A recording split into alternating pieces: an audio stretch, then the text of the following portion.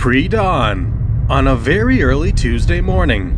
It is October 17th, and we have just hit the road at 4:35 a.m. Roads that are normally constantly flowing with traffic, I have but all to myself this morning. Today, we are on the hunt for CN trains. I heard the day before that CN train 120, that runs well into the night, is running 4 hours later than its normal schedule. It wasn't long after, and I can already hear CNRTC talking to the crew. 9 to Z120, 3115. That's Z120, 3115. Do not exceed 33 knots miles per hour between miles 28 and 6. Napadog at the time, over. RTC is giving CN 120 a GBO, which stands for General Bulletin Orders, which means that due to track condition restrictions, in this case, all trains must slow down to 30 miles per hour or slower until their entire train, from the head to tail end, clears the restricted mileage, which would come to our benefit later. I know CN 120 is getting close because I can hear the radio chirping from their response.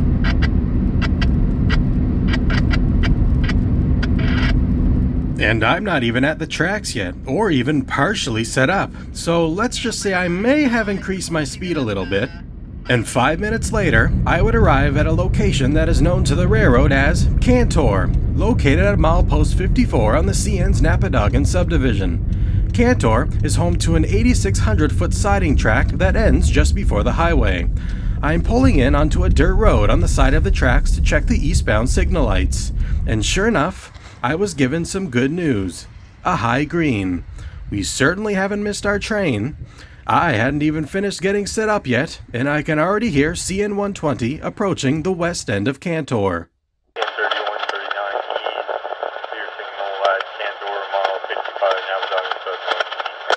And at exactly 0530 hours, the crossing signals would ignite for CN train 120. CN Z120 carries daily intermodal traffic out of Toronto, Ontario to Halifax, Nova Scotia.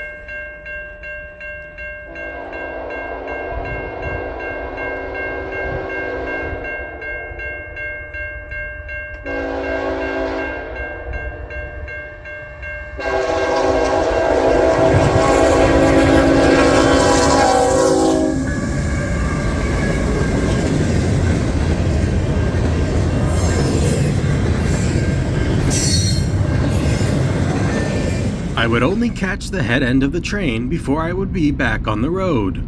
We are going to try to catch them again at another crossing at Chipman, not too far away.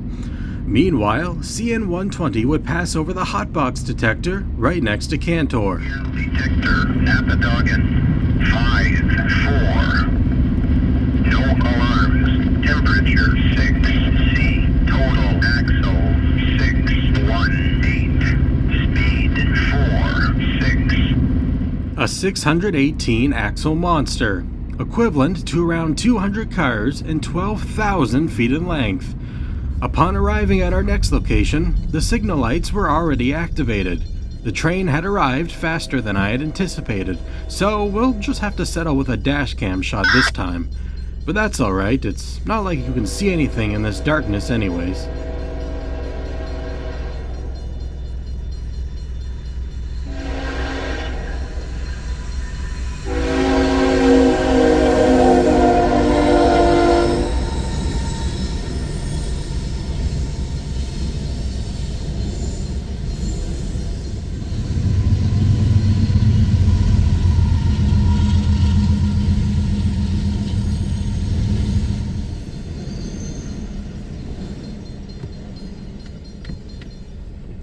The chase continues, but this time we won't see CN 120 again for over an hour. As for the next 50 miles of the train's journey, they will trek through very rural New Brunswick, where no paved road goes anywhere near until they reach Barry Mills just outside of Moncton. So, we are going to have to part ways with CN 120 and catch them again at Moncton. Despite our route adding an extra 25 miles, the 110-kilometer highways and the 30-mile-per-hour speed restriction for CN 120 would give me all the time that I would need to get in front of them yet again. I would pull into Lutesville in Moncton, New Brunswick at 0700, with finally the first sight of daylight. And just 10 minutes later, the crossings would activate, the gates would go down, and CN 120 would arrive. It's a designated quiet zone here, so no train whistles at this crossing.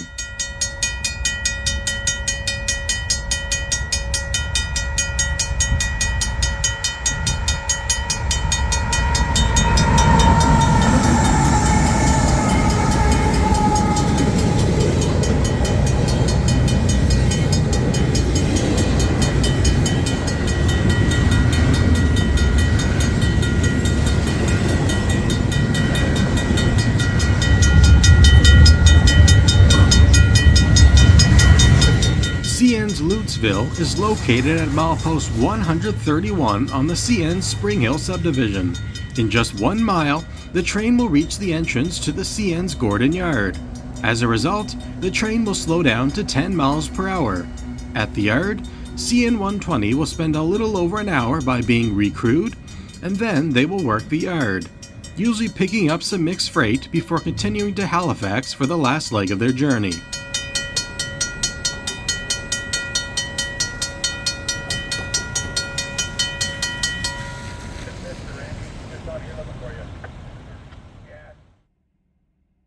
Next is CN Train 121, the counterpart train to CN 120.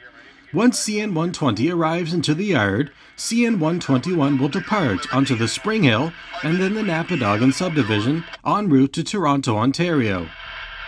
Beautiful. That covers for you 121. You have a good day. We would catch the train at Barry Mills, New Brunswick, just 3 miles to the west of the yard.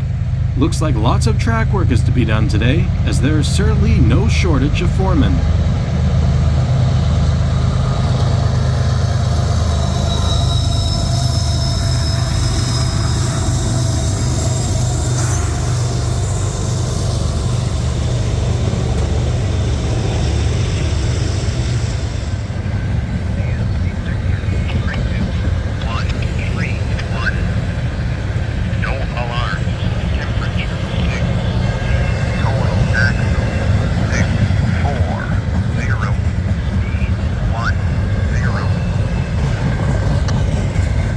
Another monster container train with 640 axles, equivalent to over 200 cars and 14,000 feet in length.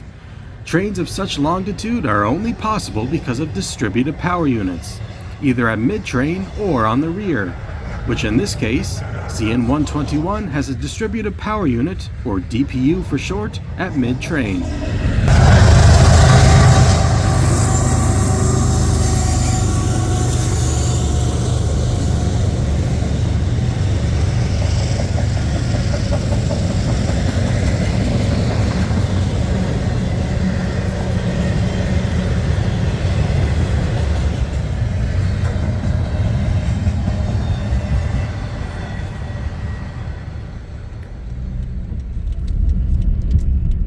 It is now mid-morning, and I have a bit of spare time in between trains, so it would make a good time for breakfast.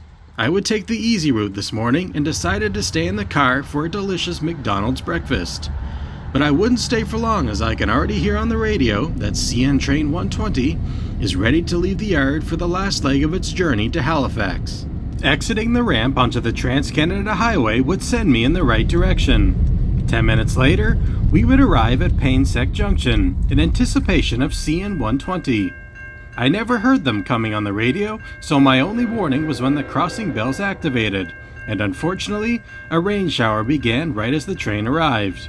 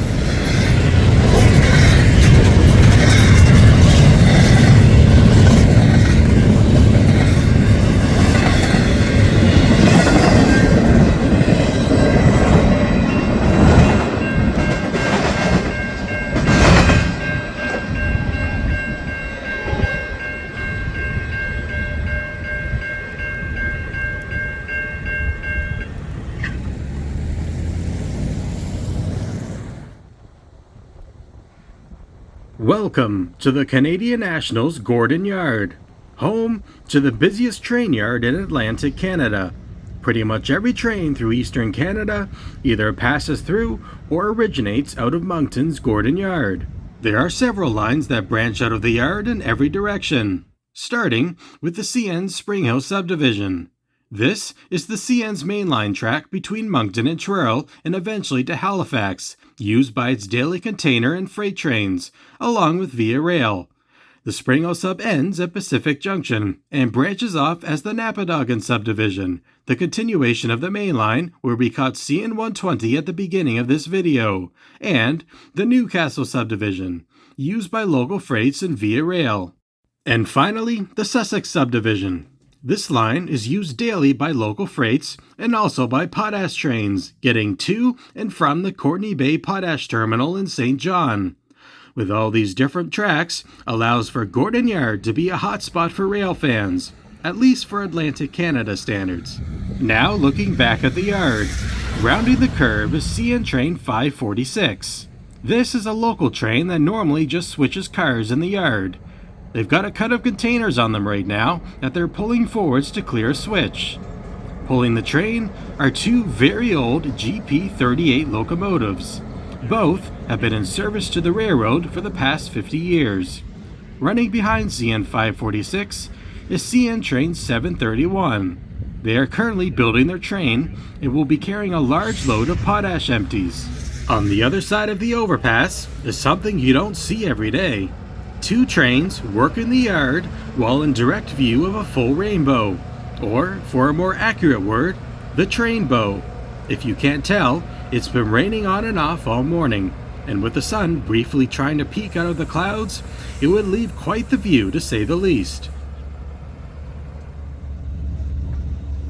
Now, CN train 546 is pulling its train forward to clear a switch. They will then reverse their train down their desired track, while the engineer of CN train 731 hops out to reverse the switch.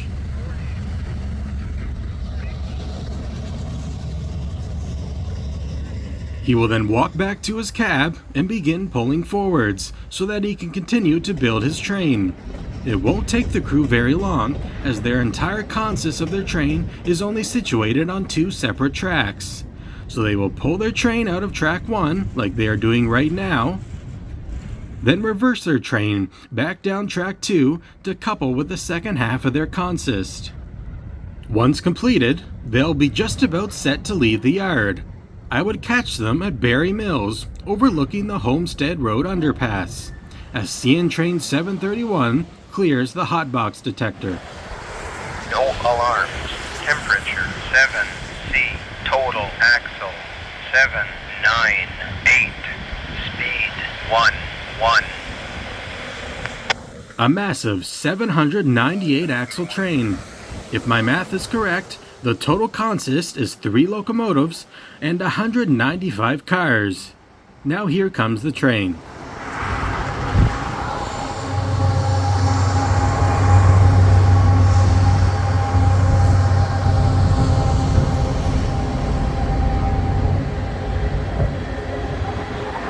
CN B731 originates right here out of Moncton, New Brunswick's Gordon Yard, and won't terminate until it reaches Yarbough, Saskatchewan, halfway across the country. It likely won't arrive there for another 4 to 5 days.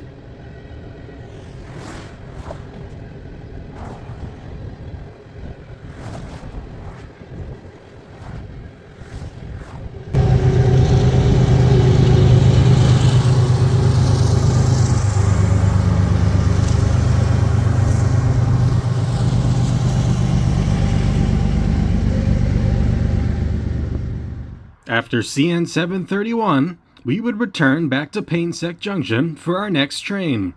Painsec Junction is located at milepost 118.71 on the CN Spring Hill subdivision, 8 miles to the east of Gordon Yard.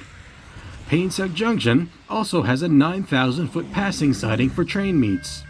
Approaching from the east end of the junction is CN train 507. A daily local freight that originates out of Dartmouth, Nova Scotia. They work the yard in Truro then continue until they terminate in Moncton's Gordon Yard. Basically, their entire consist today consists of auto racks, which they picked up at Dartmouth. So I would say they probably bypassed Truro Yard today, but I'm only guessing at that.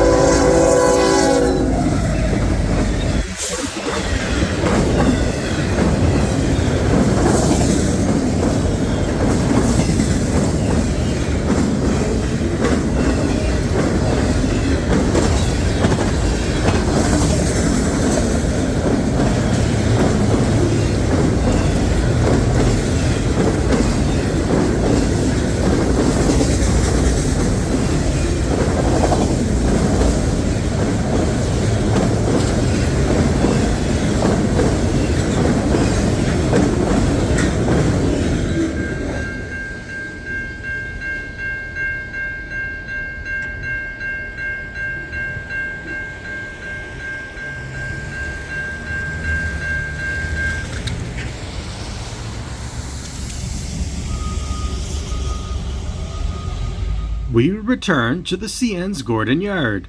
CN train 507 has just arrived. The head end power is seen as the crew disembark. Also in view are 3 locomotives running light. This is the power of CN train 305. They are just coming off the shop track to begin building their train. Notice the center locomotive. That is a British Columbia Railway locomotive. We'll get a close look at that from the bridge overpass. CN 305 has coupled onto the first half of its train and is now pulling forwards. Now let's take a closer look at that BC Rail locomotive. BCR was released to CN back in 2003. Today, not too many of these locomotives remain. Most of them have either been scrapped or repainted in traditional red and black CN colors. Not too many remain active in purple paint. Just like CN 731 earlier, CN 305's entire train is situated on 2 separate tracks. They will pull their train out of track 1 like they have just done, then reverse their train to couple with the second half of their consist. The locomotive seen is actually going to be the DPU that the crew set off earlier.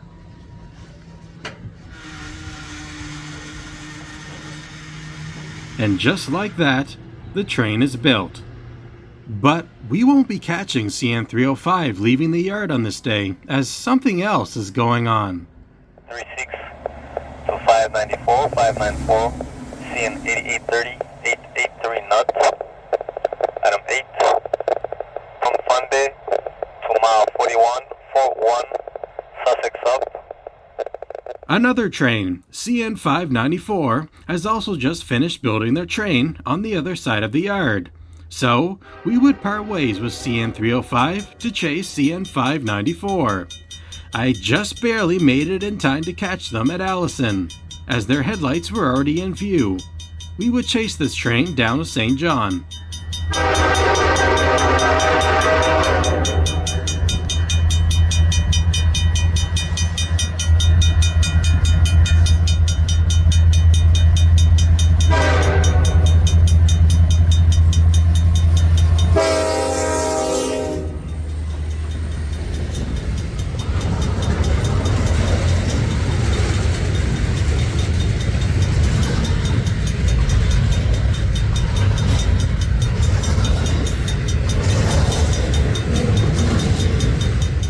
CN 594 isn't very long today, only carrying 16 containers with 3 covered hoppers and 1 tank car on the tail end.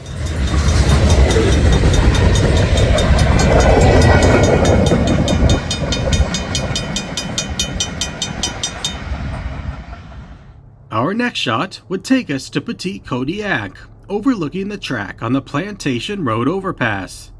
On approach again is CN train L594 West.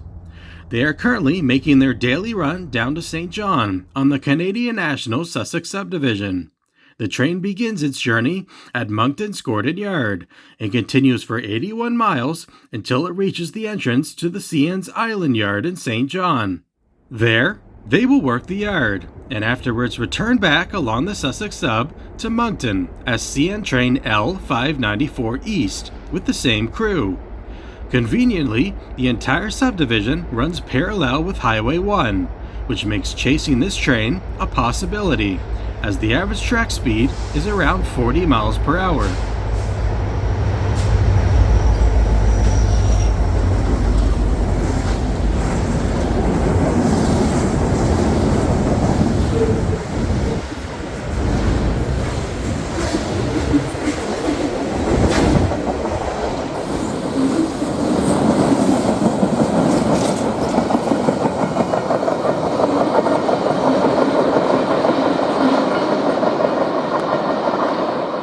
Not too many fall colors remain on this mid-October afternoon, but one thing's for sure, you sure can see quite a ways down the track on this side of the bridge.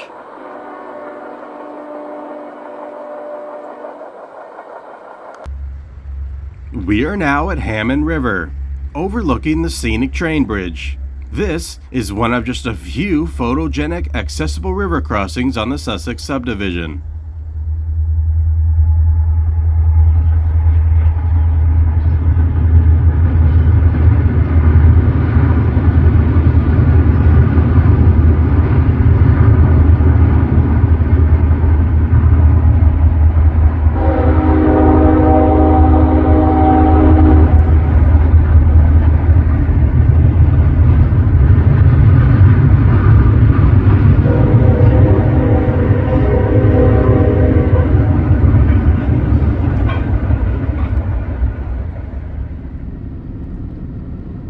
After Hammond River, we would part ways with CN 594 as they would arrive into St. John. However, the radio has told me that another train is nearby and ready to depart. In order to get there, I would have to drive through St. John during rush hour traffic. I was slowed down by a good 10 minutes, but I was confident we would still catch up to our already departed train. Finally through town, and now driving at highway speeds, we would spot our desired railway track. But these tracks aren't owned by CN. We are now driving alongside the New Brunswick Southern Railway's Macadam subdivision. The radio has just told me that our train is now just 3 miles further up the track. And just moments later, we would catch our first glimpse of the tail end of the train at Wellsford Crossing. Now I just have to get in front of them.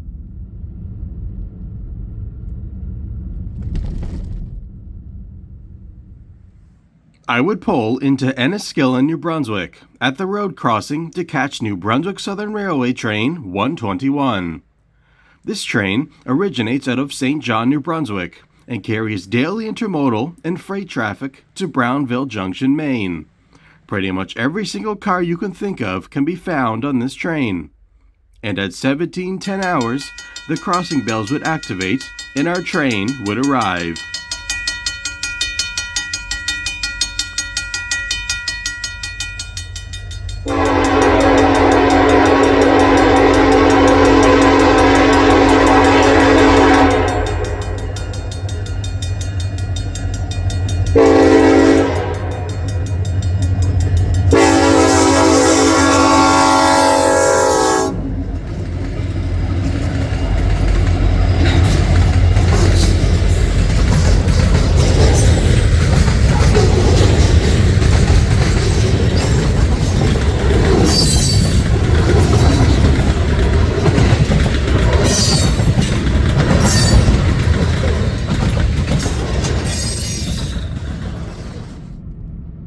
We would drive ahead to catch NBSR 121 for the last time. We are currently driving through Fredericton Junction, a small town with a population of around 700 people. Fredericton Junction used to be quite the busy spot back in the 1900s for both freight and passenger services.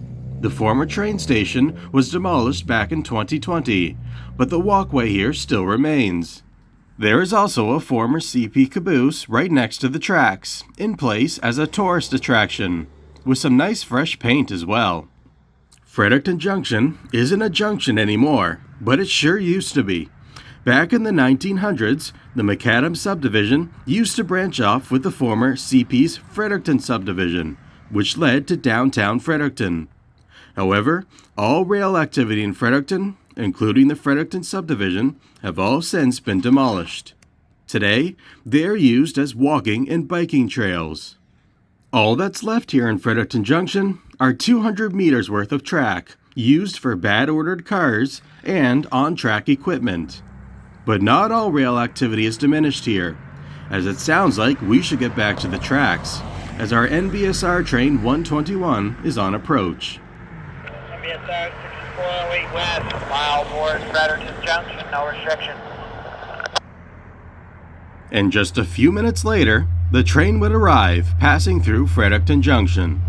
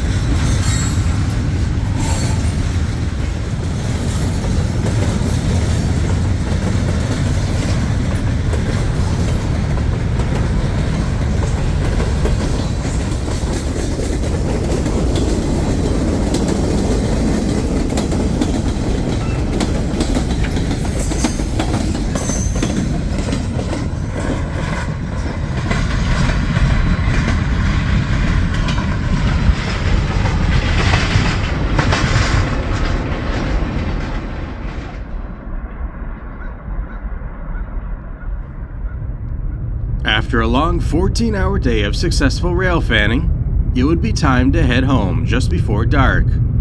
If you made it this far, I hope you enjoyed. Thanks for watching.